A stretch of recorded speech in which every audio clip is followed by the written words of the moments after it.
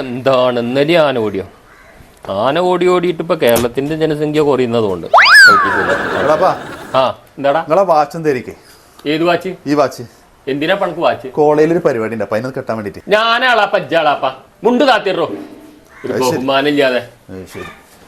അതെ പിന്നെയും കണ്ട ബഹുമാനം പൈസ കൂടി വേണേ.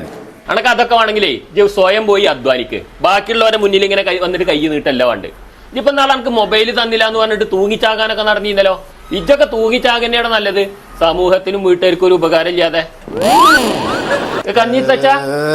5 പേരെയും കൊലപ്പെടുത്തിയത് പ്രതി അഫാൻ തനിച്ചാണെന്ന് പോലീസ്. ഒരേ ചുറ്റിക കൊണ്ട് അടിച്ചായിരുന്നു കൊലപാതകങ്ങളെല്ലാം. കുട്ടിനെ വിളിച്ച എന്താ അളാപ്പാടെ കുട്ടി എന്തെങ്കിലും പറയുമ്പോഴേക്കാണ് പോവുക. എന്താ ചോദിച്ചു? വാച്ചോ? എന്താ കോളേജിൽ പരിപാടിയാ? എന്താ വേണ്ട? ഷർട്ട് വേണ്ടേ? പൈസ ഞാൻ എത്ര വേണ്ടിച്ച കുടിക്കാണ്ട് എത്തിക്കട്ടോ.